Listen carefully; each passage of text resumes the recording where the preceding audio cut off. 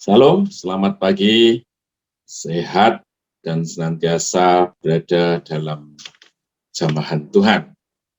Pada pagi hari ini, sebelum kita berdoa, saya akan menyampaikan firman Tuhan dengan judul respon ketika menerima jawaban atas pergumulan kita. Nah, kalau saya perhatikan Bapak Ibu Saudara, jadi apa yang dipikirkan seseorang ketika dia bergumul atau berdoa atas masalahnya. Kira-kira ada 3. Yang pertama adalah pada umumnya orang itu berpikir pada dampak dari masalah yang dihadapi ketika jawaban doa tidak datang, gitu ya. Dan biasanya persoalan yang tadinya sebenarnya sederhana, ringan gitu, menjadi perasaannya menjadi susah, berat, yang menimbulkan kekhawatiran, ketakutan dalam hidupnya. Baik dalam ekonomi, masalah kesehatan, masalah hubungan, keluarga, dan lain sebagainya. Kemudian yang kedua adalah orang itu berpikir jalan keluarnya, ya, atau bisa dibilang dia mendikte Tuhan bahwa ketika dia punya masalah seperti itu, jalan keluarnya begini. Sehingga seandainya Tuhan menjawab dengan cara yang lain, itu tidak masuk dalam atau tidak masuk sebagai jawaban doa. Sehingga seringkali kita berdoa, sebenarnya Tuhan sudah jawab, tetapi kita merasa doa kita belum terjawab.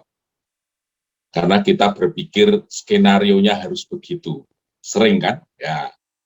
Kemudian yang ketiga adalah tindakan kita seperti apa yang dilakukan, atau kita terlalu memikirkan nanti akan bertindak seperti apa seandainya jawaban Tuhan itu diberikan bagi kita.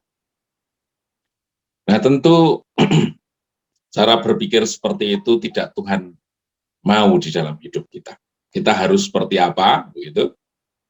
Nah kita akan melihat teladan Paulus ketika dia bergumul atas sesuatu dalam kehidupan pelayanannya, itu yang tertuang dalam Filipi 4 ayat 10 sampai 13 ya. Filipi 4 ayat 10 sampai 13 saya akan bacakan. Aku sangat bersukacita dalam Tuhan bahwa akhirnya pikiranmu dan perasaanmu bertumbuh kembali untuk aku. Memang selalu ada perhatianmu, tetapi tidak ada kesempatan bagimu. Kukatakan ini bukanlah karena kekurangan, sebab aku telah belajar mencukupkan diri dalam segala keadaan.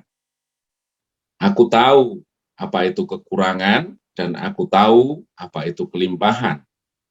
Dalam segala hal dan dalam segala perkara, tidak ada sesuatu merupakan rahasia bagiku. Baik dalam hal kenyang maupun dalam hal kelaparan, baik dalam hal kelimpahan maupun dalam hal kekurangan.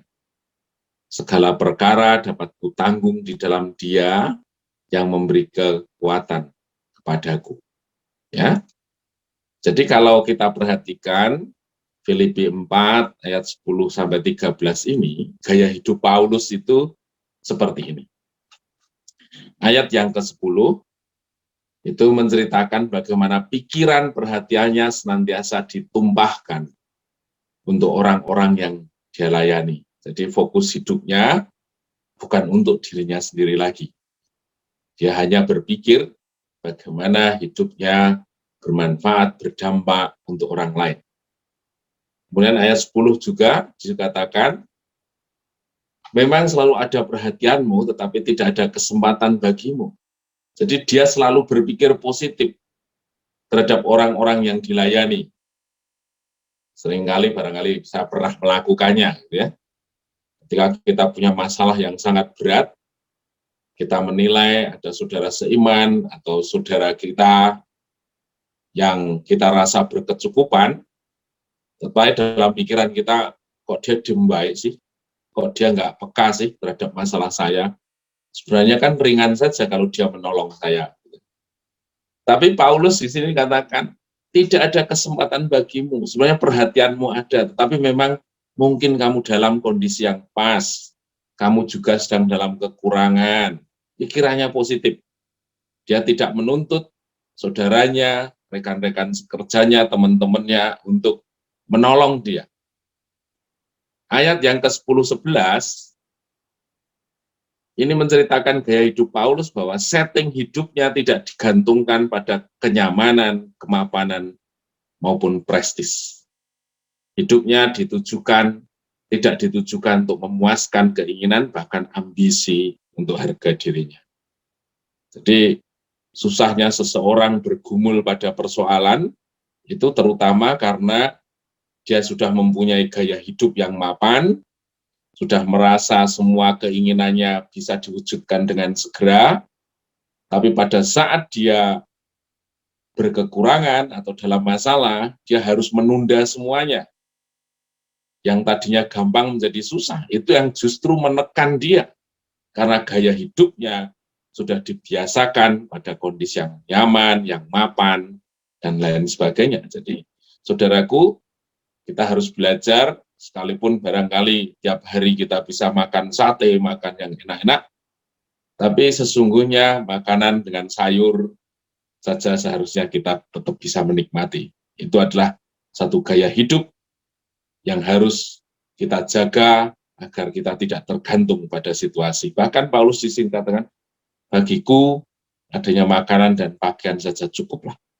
Artinya gaya hidup harus diset untuk fleksibel menerima keadaan yang ada. Itu adalah sesuatu yang paling aman untuk menjaga hati kita tetap dalam kondisi yang baik-baik saja ketika Tuhan proses.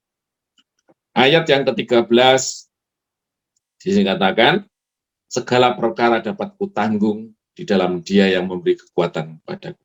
Hidupnya benar-benar bergantung pada Tuhan.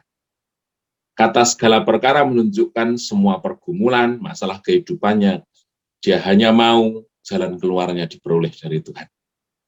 Seringkali hati kita bercabang, kita masih mengharapkan uluran tangan atau pertolongan dari orang lain.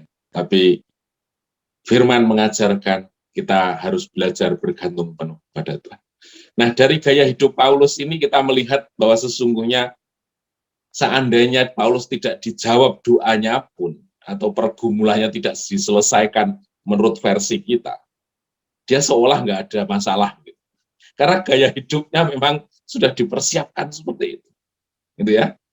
Tapi orang yang gaya hidupnya berbeda, tentu menghadapi respon persoalan ataupun dampak yang dihadapi dari masalah itu tentu berbeda.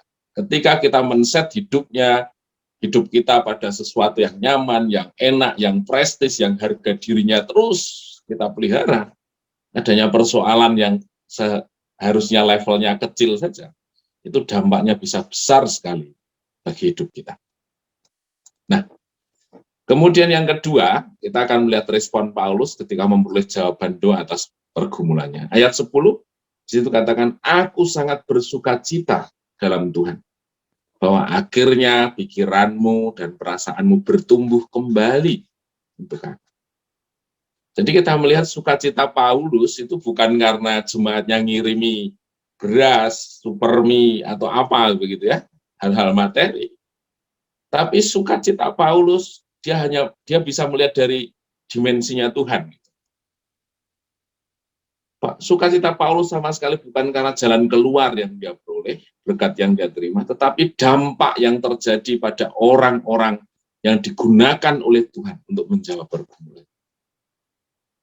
Jadi bagi Paulus adanya persoalan, justru yang ada di dalam pikirannya adalah apa yang Tuhan akan kerjakan, sehingga kami melihat dari cara pandangnya Tuhan, dari masalah yang dihadapi, kemudian Tuhan menggunakan tangan orang menolong saya. Itu adalah pekerjaan yang ingin saya saksikan. Bagaimana orang itu dijamah oleh Tuhan dan menyediakan dirinya dipakai. Itu sesuatu yang luar biasa. Biasanya kalau kita menilai jawaban doa itu dari berkat yang kita terima, dari solusi yang kita terima, karena kita begitu membutuhkannya, barangkali dari solusi itu hidup kita menjadi nyaman kembali, tetapi Paulus tidak. Dia sudah mempersiapkan dirinya sedemikian rupa, dan dia bisa mengarahkan bahwa respon dia itu kembali untuk melihat bagaimana Tuhan yang luar biasa mengerjakan pemulihan bagi orang lain. Gitu kan? Ya. Dari firman Tuhan ini kita dapat menarik satu kesimpulan bagi Paulus. Segala sesuatu yang terjadi dalam hidupnya merupakan proses yang menempa dia untuk semakin berkenan di hadapan Tuhan. Bukan masalah dia merasakan sakit, terus harga dirinya direndahkan karena masalah, kemarin yang makanannya enak jadi tidak enak, bukan sama sekali itu. Tetapi dia dengan rela, bahkan dia sudah mempersiapkan, proses itu merupakan satu bagian dari kehidupan yang terus membuat dia semakin sempurna di hadapan Tuhan. Itu bisa terjadi manakala kita belajar untuk memisahkan keinginan dunia ini dari hidup kita. Ketika kita masih lapar dan haus akan dunia ini, maka sesungguhnya proses masalah itu akan menyakiti, akan membakar hidup kita. Tetapi ketika kita belajar melepaskannya, adanya masalah, persoalan, pergumulan, itu selalu mendatangkan hal-hal yang manis dan baik, karena kita semakin dibawa untuk mengenal Tuhan. Terpujilah nama Tuhan, kita semakin didewasakan dari hari ke hari, untuk melihat pekerjaan Tuhan yang sempurna, mendandani hidup kita, sehingga kita semakin indah dan cantik di hadapan Tuhan. Terpujilah nama Tuhan, mari kita berdoa.